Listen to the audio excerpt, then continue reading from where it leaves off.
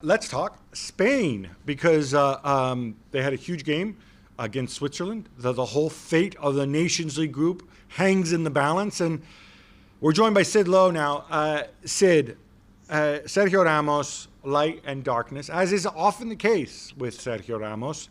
He beats Gigi Buffon's mark for European players and international appearances, 177, which I find just unreal. Although, as we said before, he won't have long to enjoy it because Cristiano's going to stick around even if he has to be wheeled out there to go and beat that one day. But he also misses 2 penalties, one of them an homage to Ademola Lookman. Real homage.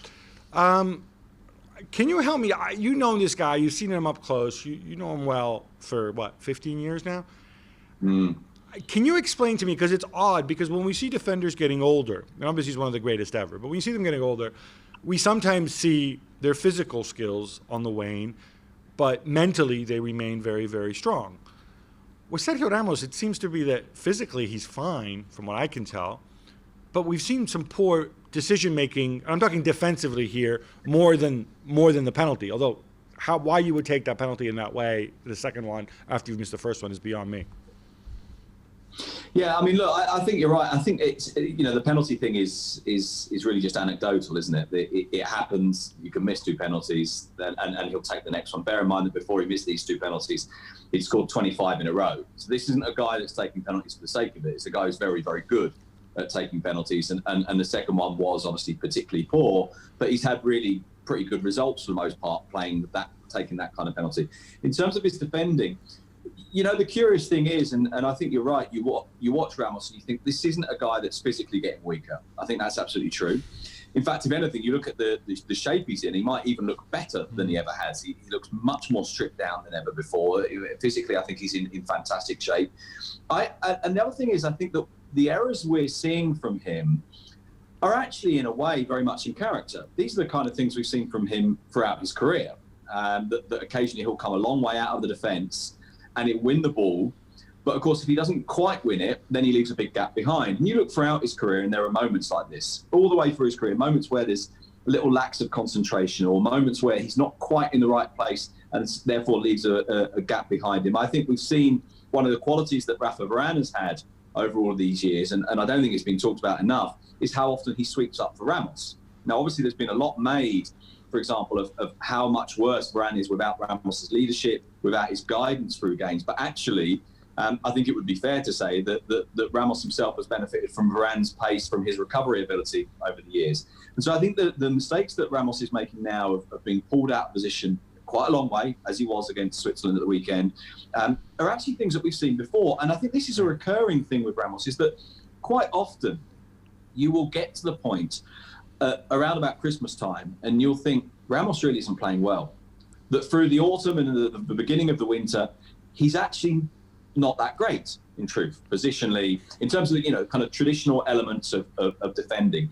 But he has a fantastic ability to come good at those moments of the season where it really, really matters. And that's what makes him one of the best ever. And absolutely. What you were saying before, Sid, too, also it's probably also reflected in how I think he's got the second most red cards of any player in history.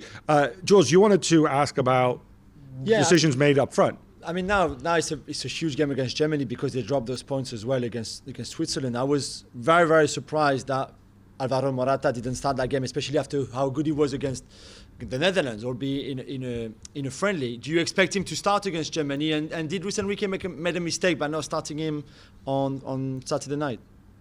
I think he probably will start against Germany. I think Luis Enrique clearly is not sure at all about how he wants his forward line to look. I think he's tried false nines. He was trying a false nine with Ansu Fati. He tried a false nine, of course. If you look at that forward line, Oyarzabal, Dani Olmo, and Ferran Torres at the start of the game, none of those are really centre forwards, albeit Ferran Torres with Guardiola has played as a false nine a few times now. And the introduction of Alvaro Morata, I think, did change it. It did give them a focal point. It did make them look more dangerous. I don't know whether that's really hung, so at least it's not only hung on him, as hung on the urgency of the situation and sort of, if you like, an acceleration throughout the team and the entire team responding better. But I think it's true that Luis Enrique isn't sure how he wants to do his forward line, but I think he will play Morata against Germany. Also, one of the things that's interesting about Luis Enrique is he just changes his team every time. every single team it changes. You know, the personnel turnover is absolutely gigantic. I don't know if that's a lack of certainty or if it's about always altering his team to the opponents.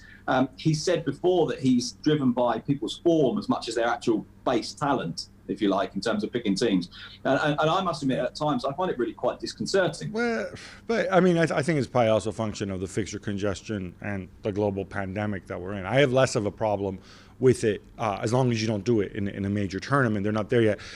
Quickly, Sid, how do you see things going on against Germany? And mostly, give us a flavor. Are people excited by this? Because I have to say, like, I know all the negativity of the Nations League. I kind of get excited at these internationals, even with nobody in the stands, knowing that there's a little something at stake. Like, I got well into the games. Is that the feeling in Spain, or are they just kind of like, no, roll on La Liga? Well, I personally am a little bit with you in the sense that I don't have a lot of patience with people who just seem to want to get rid of international football entirely. That said, in this scenario, in this situation with friendlies going on, that does feel a little bit... I'm not talking the friendlies. Enough with the friendlies, Sid. I'm talking about the Nations League. Well, are you calling the Nations League a non-friendly? I think the Nations League, Jamie Carragher said it, I thought it was a good way of putting it. These are semi-competitive games rather than full-on. That's such nonsense. I'm not even going to honor that. No, Sid, we're going to have to leave it there. Thanks so much. Well, thank you very much for watching ESPN on YouTube. For more sports highlights and analysis, be sure to download the ESPN app. And for live streaming, premium content, and let's not forget as well, ESPN FC 7 days a week. Subscribe to ESPN Plus.